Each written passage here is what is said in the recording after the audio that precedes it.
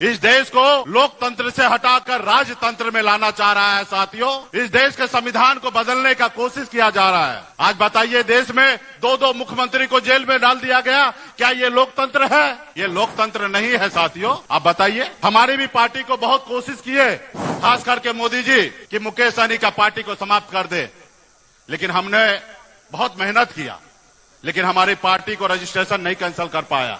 हमने उसके लिए काम किया। इस देश में 927 पार्टी को रजिस्ट्रेशन कैंसिल करवा दिया ये मोदी जी की सरकार ने। क्या बोले थे मोदी जी कि हम पे एक बार भरोसा कीजिए, हमको लाइए, हम अच्छा दिन लाएंगे। क्या आप लोगों को अच्छा दिन मिला है? आज बताइए ना।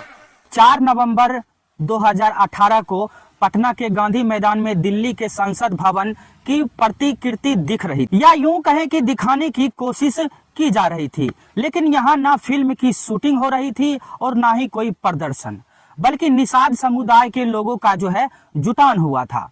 बॉलीवुड फिल्मों के सेट डिजाइनर और खुद को सन ऑफ मल्लाह कहने वाले मुकेश सहनी ने इसी दिन अपने हजारों समर्थकों की मौजूदगी में एक नई राजनीति पार्टी बनाने की जो है घोषणा की, और पार्टी का नाम रखा गया VIP, यानी विकासशील इंसान पार्टी। VIP का मतलब समझाते हुए मुकेश कहते हैं कि लोकतंत्र में VIP वही होता है जिसके पास अधिक लोग होते हैं, क्योंकि हम बिहार की 14% से अधिक अति पिछड़ी आबादी का जो है प्रतिनिधित्व करते हैं, इसलिए हम VIP पार्टी हैं। आज गठबंधन के साथ खड़े सहनी के राजनीतिक जीवन की शुरुआत NDA के साथ हुई थी।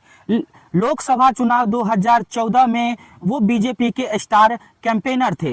बीजेपी अध्यक्ष अमित शाह ने करीब 40 सभाओं में मुकेश सहनी को जो है अपने साथ रखा था। उन्होंने अपने साथ हर दिन हेलीकॉप्टर में ले जाते थे और दोनों संयुक्त सभा को संबोधित करते थे। 40 साल के मुकेश सहनी 19 की उम्र में उन्होंने अपना घर छोड़कर भागकर जो है मुंबई चले गए थे। उस वक्त वे खाली हाथ थे और उनके पास कुछ भी नहीं था, पर मुंबई पहुंचकर इस आदमी ने अपनी मेहनत के दम पर इतना नाम, पैसा और मुकाम हासिल किया कि उस वक्त जो है बीजेपी के लिए एक स्टार से जो है कम नहीं थे। इसे ऐसे भी समझ सकते हैं कि बिहार में बीजेपी के बड़े नेताओं PM नरेंद्र मोदी और अमित शाह के बड़े मुकेश भी खूब जो है डिमांड पर हैं। इस डिमांड की वजह खास है। हालांकि ये इससे भी साफ होता है कि उन्होंने NDA को सिर्फ समर्थन दिया है, ना कि जो है बीजेपी में शामिल हुए हैं। बिहार की राजनीति में मुकेश सहनी सबका साथ निभा चुके हैं। कभी चुनाव हारने के बाद भी NDA सरकार में सहनी को मंत्री पद मिला था। बाद में उत्तर प्रदेश विधानसभा चुनाव के दौरान सहनी जो है बीजेपी के खिलाफ 50 से अधिक उम्मीदवार मैदान में उतार दिए थे। VIP 2019 में भी महागठबंधन का हिस्सा थी। तब जो है पार्टी ने लोकसभा की 3 सीटों पर चुनाव लड़ा था। हालांकि उसे किसी भी सीट पर जो है जीत हासिल नहीं हुई। बिहार में मुकेश सहनी की पार्टी विकासशील इंसान पार्टी VIP महागठबंधन में जो है शामिल हो गई। लोकसभा चुनाव के मद्देनजर यह डील मूल रूप से जो है मुकेश सहनी और RJD के बीच हुई है।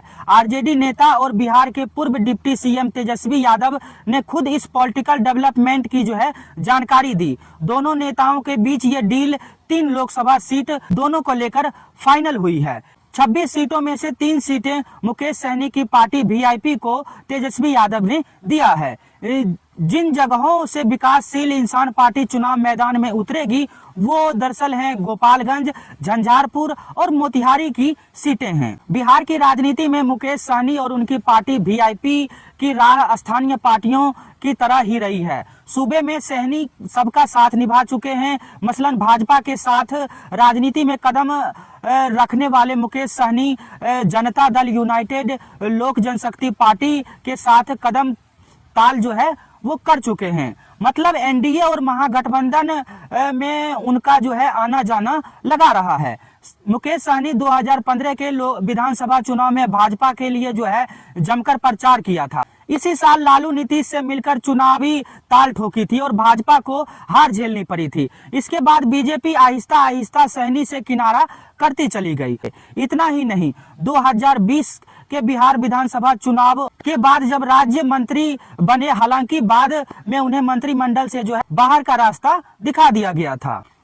दरअसल मुकेश सहनी की पहचान जो है सन ऑफ मल्लाह की है। सहनी मूलतः जो है मल्लाह या निषाद की राजनीति करते हैं। अगर वोट की बात करें तो बिहार में मल्लाहों की आबादी करीब जो है 7% है। वहीं सहनी इस समुदाय की संख्या करीब 14% जो है बताते हैं। उत्तर बिहार के वो क्षेत्र जहां नदियों की संख्या ज्यादा है वहां सहनी का प्रभाव ठीक ठाक है। वीआईपी का प्रभाव दरभंगा, मधुबनी, खगड़िया, वैशाली और मुजफ्फरपुर सहित उत्तर बिहार के कई क्षेत्रों में है। इन जगहों पर मुकेश सहनी का वोट बैंक चुनाव में जो है किसी का खेल बिगाड़ सकता है, खासकर तब जब मुकाबला काफी क्लोज हो। अब यह एनडीए और महागठबंधन के बीच होने वाले चुनावी संघर्ष पर निर्भर करेगा कि कौन दल कितनी ताकत के साथ मैदान में उतरता है। तो बहुत बहुत शुक्रिया।